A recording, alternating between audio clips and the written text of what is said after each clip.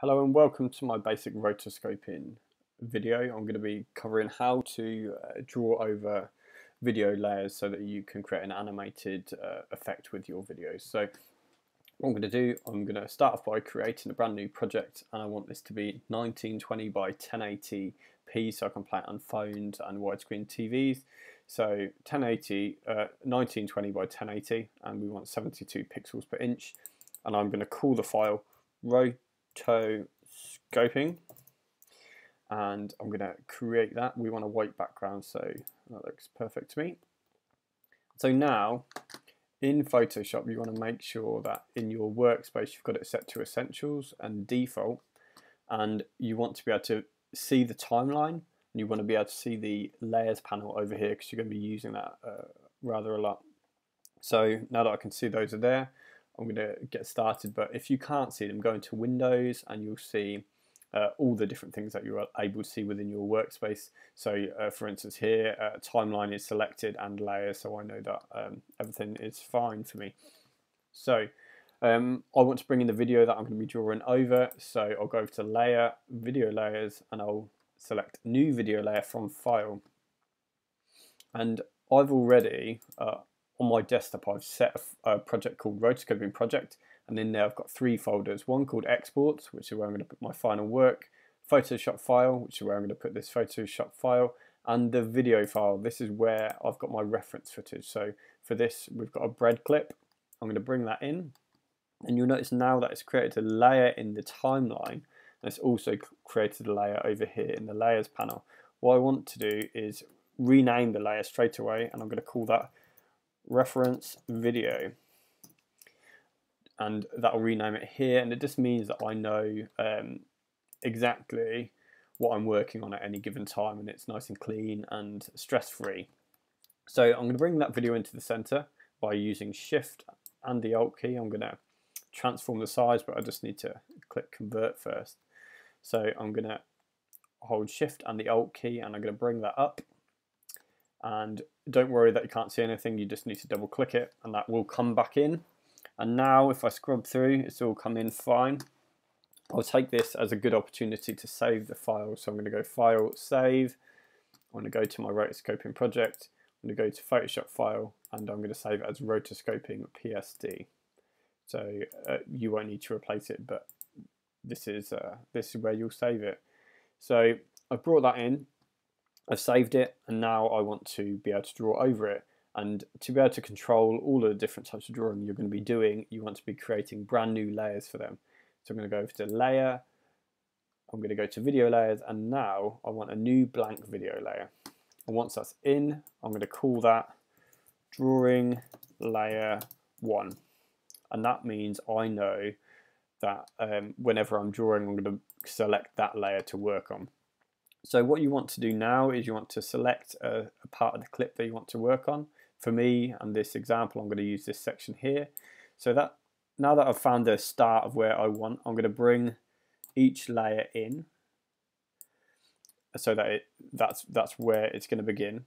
And I'm going to bring those to the start of this timeline. It's important that you do that so that you can keep an eye on how many frames you're working with.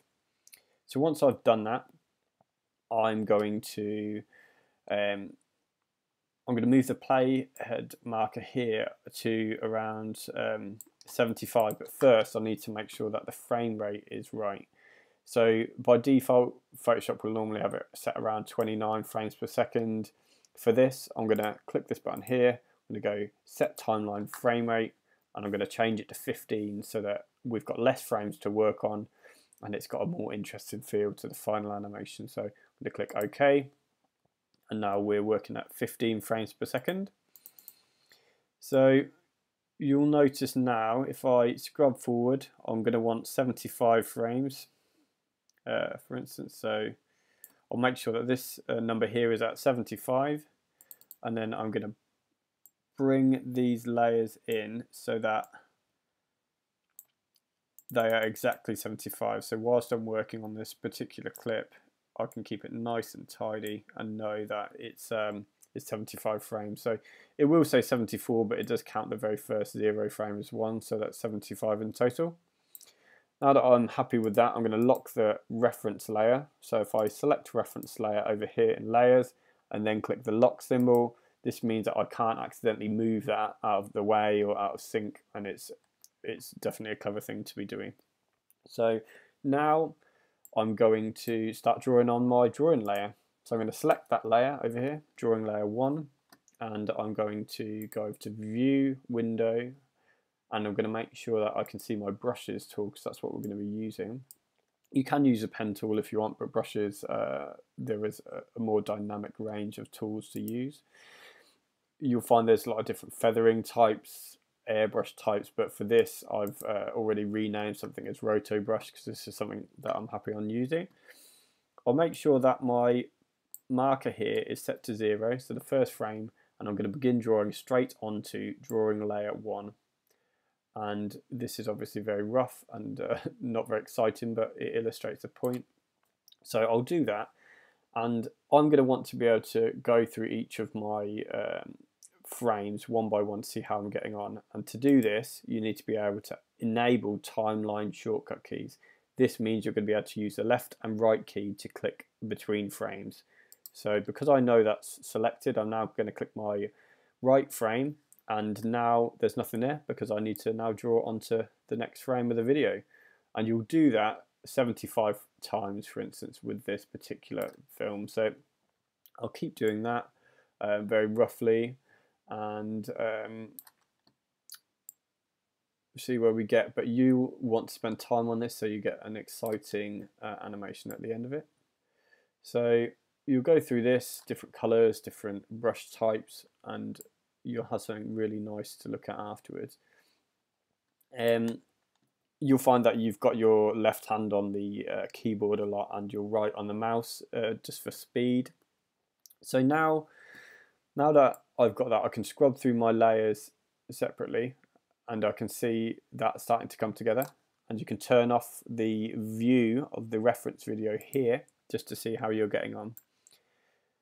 You'll find as well, whilst you're working through the animation, you might want to see the frame before or the frame ahead, so that you can join up your drawing so that it's more fluid. And to do this, you'll want to do something called enable onion skinnings. And that will, here, if you go over to enable onion skins, that will now show me the frames ahead and in front. So if I go to the head and behind rather, so if I go to frame 1, it's showing in the darker line the frame that I'm on, and in the fainter one, the one ahead. And it will continue to do this so you can be more precise with what you're working with. If you want to edit how opaque that line is, or how many frames ahead you want to see, you can change that in the onion skin settings here. So normally it's a frame before and a frame after, but you can be more precise. So really that's in a nutshell how you draw over video layers in Photoshop. I recommend that you save all the time because it can take an incredible amount of effort to do this type of animation. So keep on saving, and to render the video out, what you do, you go over to File, you go to Export and Render Video.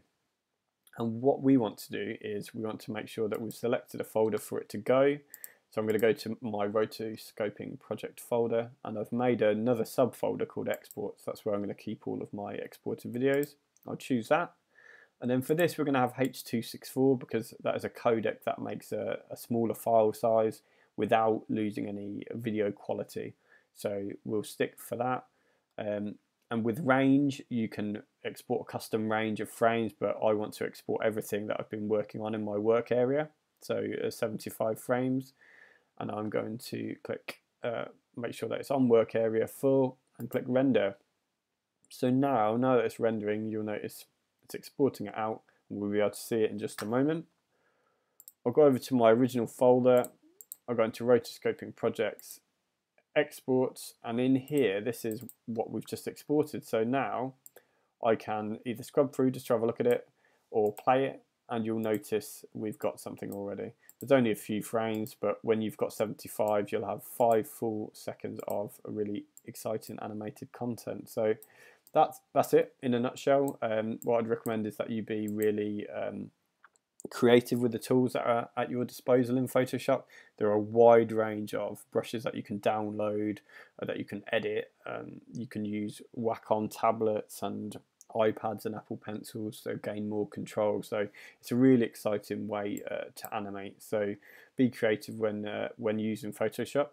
I think that's about it from me. I hope you've enjoyed the video, and I'll see you in the next round. Thank you.